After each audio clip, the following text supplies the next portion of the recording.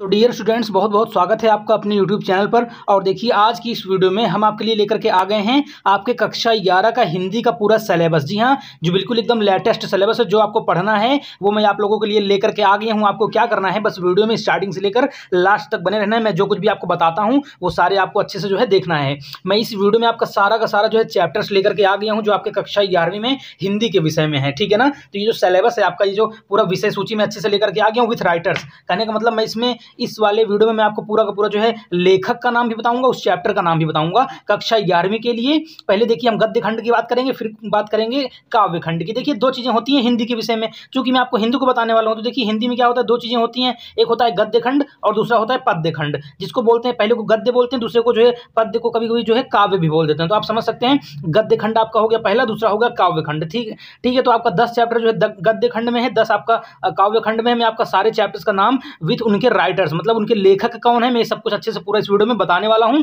बस आपको वीडियो में अंत तक बने रहना है। तो देखिए प्यारे बच्चों, क्या है, देखिए जो आपका सबसे पहला चैप्टर है, देखिए पहले तो आप ये समझ लीजिए, देखिए कई सारे बुक्स हैं। ठीक है ना, कई सारी किताबें हैं, जैसे कि आरोह हो गया, अंतरा हो गया, वितान हो गया। ठीक है ना। तो इसमें जो है हम आरोह बुक के हिसाब से बताएंगे कि क्या क्या है आपका। ठीक है। तो आरोह बुक के हिसाब से हम इसमें बता रहे हैं। देखिए जो आपका पहला चैप्टर है, देखिए प्यारे बच्चों, जो आपका पहला चैप्टर है वो हो गया, प्रेमचंद्र ने लिखा है इसको, नमक का दरोगा। ठीक है। तो नमक का दरोगा ये हो गया आपका चैप्टर, किसने लिखा है, प्रेमचंद ने। उसके बाद देखिए जो आपका दूसरा है मियां नसीरुद्दीन। मियां नसीरुद्दीन ये किसने लिखा है, कृष्णा सोबती।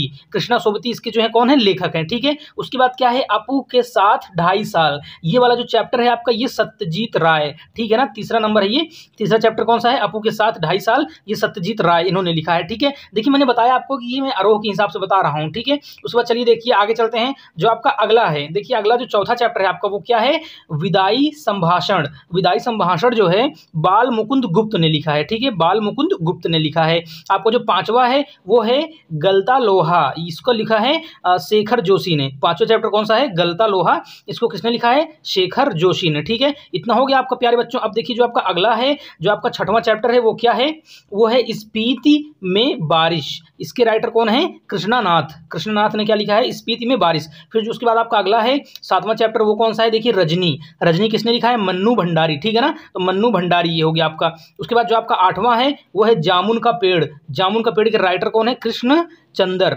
ठीक है। भारत माता जो है जवाहरलाल नेहरू ने लिखा है। ठीक है। नवा हो गया आपका भारत माता, जो कि जवाहरलाल नेहरू ने लिखा है। उसके बाद आपका क्या है, देखिए सैयद हैदर रजा, ये आत्मा का ताप, इस वाले चैप्टर को जो है 10वां कौन सा है, सैयद हैदर रजा इन्होंने लिखा है। ठीक है। तो ये 10 चैप्टर हो गए आपके क्लियर। उसके बाद आइए पद्य खंड का भी देख लेते हैं। तो अब डियर स्टूडेंट्स, यहाँ से शुरू होता है आपका काव्य खंड। तो काव्य खंड में देखिए कौन कौन सा चैप्टर है, उसके राइटर कौन है। देखिए जो पहला है, कबीर दास जी ने इसको लिखा है। उसमें से आपका पहला है हम तो एक एक करी जाना। उसके बाद जो आपका दूसरा इसी में खंड है वो है संतो देखत जग बौराना। ठीक है। इतना हो गया आपका। उसके बाद जो आपका उसके बाद दूसरा है, ये है मीरा। ठीक है ना, मीराबाई। उसके बाद इसमें क्या लिखा है, पहला है आपका मेरे तो गिरधर गोपाल, दूसरों ना काई। उसके बाद जो आपका दूसरा है पग घुंघरू बांध मीरा नाची। ठीक है। उसके बाद जो आपका तीसरा अध्याय है, जो आपका तीसरा चैप्टर है, वो है पथिक, जिसको लिखा है राम नरेश त्रिपाठी ने। ठीक है। पथिक जो है चैप्टर, उसको राम नरेश त्रिपाठी ने लिखा है। ठीक है। उसके बाद जो आपका चौथा अध्याय है वो क्या है, वे आंखें। ये जो आपका अध्याय है वे आंखें, इसको लिखा है सुमित्रा नंदन पंत ने। किसने लिखा है, सुमित्रा नंदन पंत ने। फिर आपको जो पांचवा अध्याय है वो कौन सा है, देखिए प्यारे बच्चों, जो आपका पांचवा है वो है घर की याद। इसमें क्या है, भवानी प्रसाद मिश्र ने लिखा है घर की याद। फिर उसके बाद जो आपका छठवा है, छठवें में क्या है, चंपा काले काले अक्षर नहीं चिन्हती। ठीक है ना, ये लिखा है त्रिलोचन ने। ठीक है, त्रिलोचन ने लिखा, ये होगा छठवां अध्याय आपका काव्य में। उसके बाद जो आपका सातवां है वो है दुष्यंत कुमार, इन्होंने गजल लिखा है। ठीक है। उसके बाद जो आपका आठवां है वो है अक्क महादेवी, इन्होंने जो पहला लिखा है वो है हे भूख मत मचल, हे मेरे जूही के फूल जैसे ईश्वर। ठीक है ना।